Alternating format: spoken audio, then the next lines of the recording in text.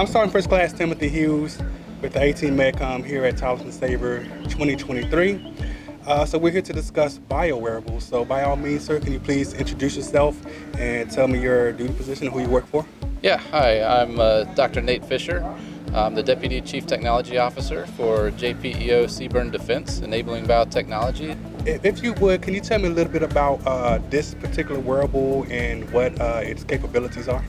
Absolutely. So what we have here is the Health Readiness and Performance System, which is one of the devices that we're evaluating as part of the wearables experiment at Talisman Sabre.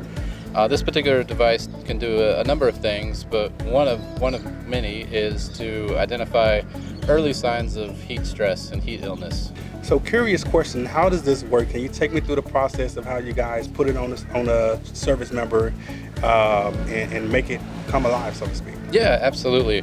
So every service member would be issued one of these devices, and this is the actual reader that, along with this film, attaches to the skin. And so we simply, this comes off sort of similar to a Band-Aid and just slaps right on the skin. Wear it on the chest so it's near the heart.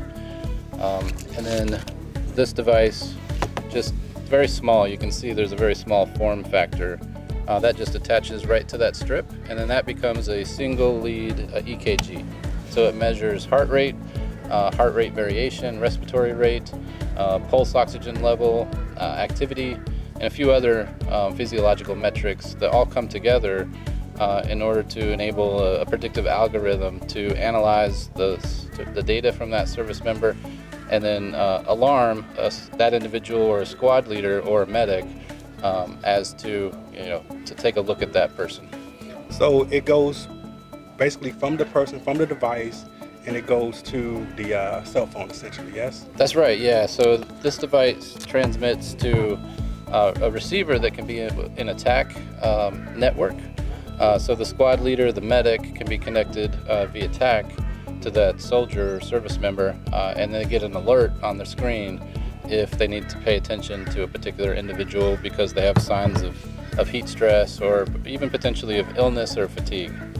So if I, as an individual, let's say my temperature went up to 100 something degrees, or maybe 104, is that indicator of something for me as an individual first, or even if everybody did it, what kind of indicators does that give a person in the rear?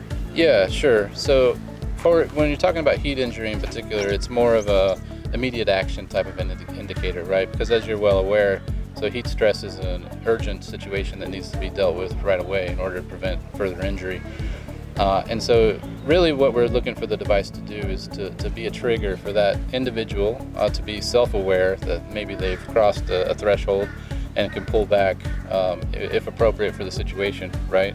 But also that line leader and that medic to be able to evaluate that flag, that trigger, and then make that decision that this person needs to, take a few minutes, unblouse the pants, the shirt, drink some water, have some time for recovery, and prevent that heat stress. At the end of the day, commanders, decision makers, they want to know what's the so what. Why is this important for me, and why should we go with this particular type of technology?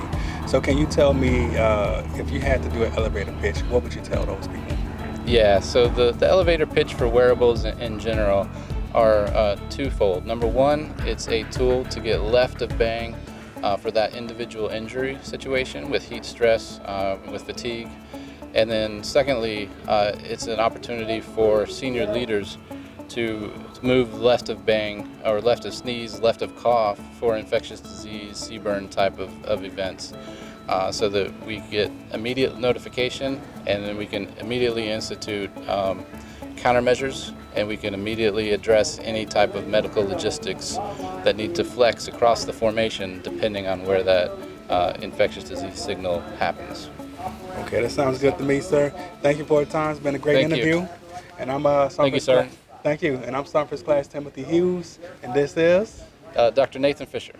We'll see you next time. Thank you. Thanks.